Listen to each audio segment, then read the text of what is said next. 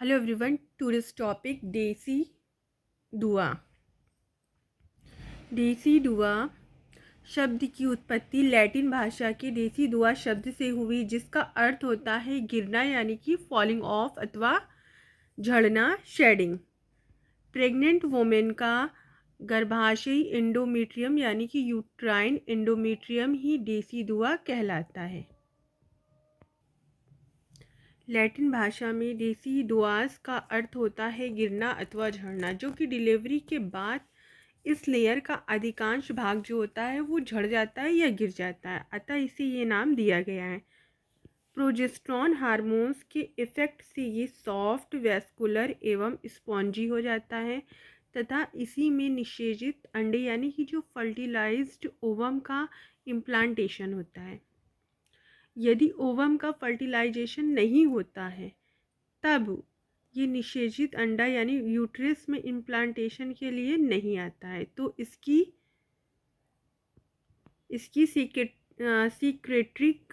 Secretory lining जो होती है वो झड़कर जो हमारा मेंस्ट्रुएशन होता है उसके दौरान हमारे वजाइना से होते हुए वो बाहर निकल जाता है।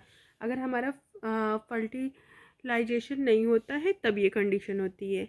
अब चलिए देखते हैं विकसित देसी दुआ में कितनी लेयर पाई जाती हैं। Development of how many layer in देसी दुआ। फर्स्ट है स्टर्टम कॉम्पैक्टम, स्टर्टम स्पॉन्जियसम, स्टर्टम बेसिलाइस।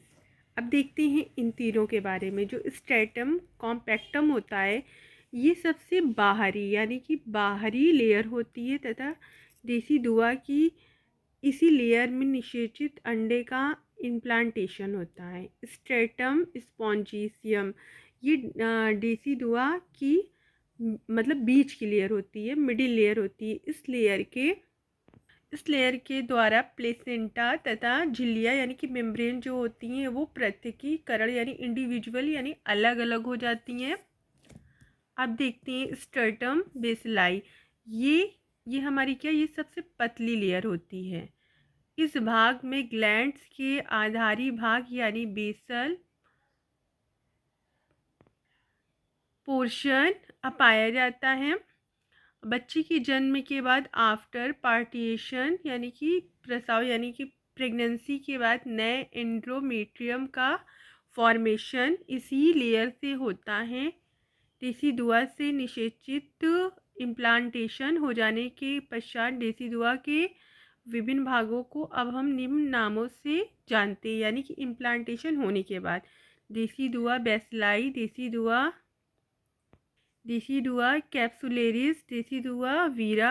अब हम देखते हैं फंक्शन ऑफ देसी दुआ।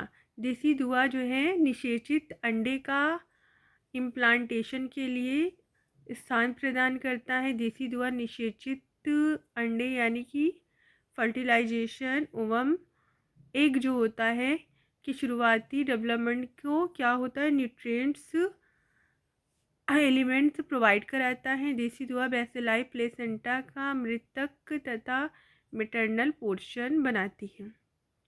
अब फिर से एक बार बच्चों हम लोग इसको रिवीजन करते हैं। जो स्ट्रेटम कॉम्पैक्टम होती है वो क्या होती है, वो बाहरी लेयर होती है। जो स्ट्रेटम स्पॉन्जियम होती है वो मिडिल लेयर होती है और जो स्ट्रेटम बेसिलाई होती है वो सबसे पतली लेयर होती है।